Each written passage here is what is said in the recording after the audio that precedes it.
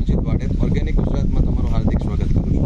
આજરોજ અમે એક બગીચાની અંદર ગીર સોમનાથ જિલ્લાના મોરાસા ગામના એક ખેડૂતે જે બગીચો કાઢી નાખવાની પરિસ્થિતિમાં હતો, ત્યાં આપણા માર્ગદર્શન હેઠળ એમણે બગીચામાં બહુ સારું એવું રિઝલ્ટ લીધેલું છે।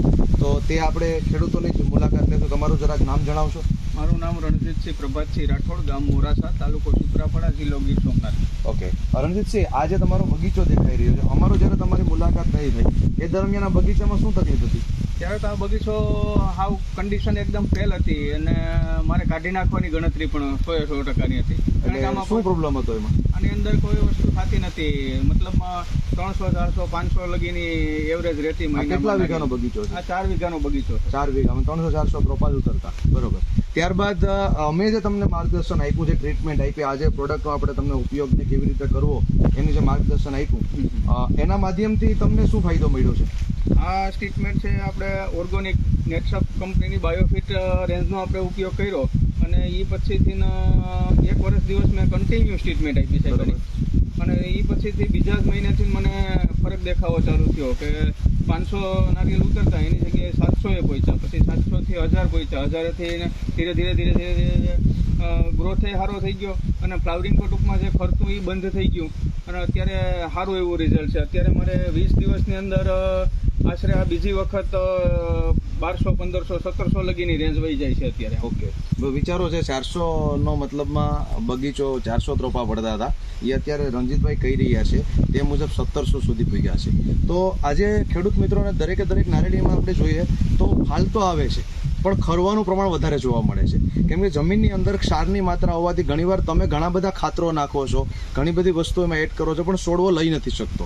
તો તે દરમિયાન એની યોગ્ય માવજત જો થાય, એમાં યોગ્ય ટ્રીટમેન્ટ કરવામાં આવે તો તમે એનું સારું એવું રિઝલ્ટ પણ લઈ શકો છો। અને એનું યોગ્ય માર્ગદર્શન અમારી ટીમ અવારનવાર ગીર સોમનાથ અને જુનાગઢ જિલ્લાની અંદર સમગ્ર સૌરાષ્ટ્રમાં આજે આપી રહી છે।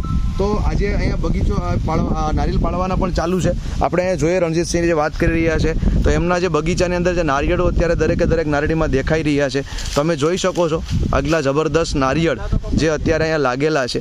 અને આ તમામ નારિયેળીની અંદર તમે નવા પોટા, નવો ફાલ, કોઈ પણ વસ્તુ તમે નિહાળો તો અટાણે બધીમાં જબરદસ્ત રીતે દેખાઈ રહ્યો। રણજીતસિંહ, બીજી જો વાત કરીએ તો ખરવાનું પ્રમાણ જે છે તેમાં સુધારો થયો છે ને? 0% છે એટલે એના તમે જોઈ શકો કેમ મિત્રો, ખરવાનું પ્રમાણ ઓછું હોય તો જ ઉત્પાદન છે તે 400માંથી 1500-1700 સુધી ઉગે છે।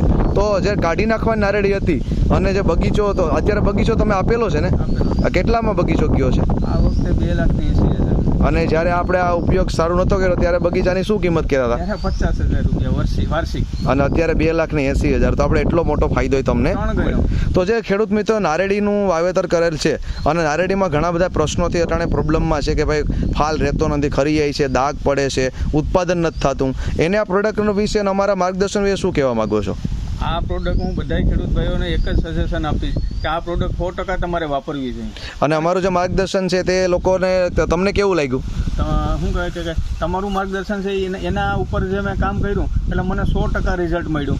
અને નેટસપ કંપનીની જે ટીમ છે એ અવારનવાર અમારો કોન્ટેક્ટ કરે છે અને અમને યોગ્ય માર્ગદર્શન આપે છે કઈ રીતના તમારે ટ્રીટમેન્ટ કરવી। અત્યારે પાડવાના ચાલુ છે ને? પાડવાના ચાલુ છે। આપણે અહીંયા વેપારી પણ આવ્યા છે। ઓકે, તમે આ પહેલા બગીચો પાડતા ભાઈ? વિજયભાઈ ને તમારું નામ? તો અને અત્યારે પાડો છો તો એમાં કેટલો ફરક તમને લાગ્યો છે? કેવું રિઝલ્ટ જોવા મળ્યું છે? અત્યારે 3 ગણો ફરક છે એમ ને?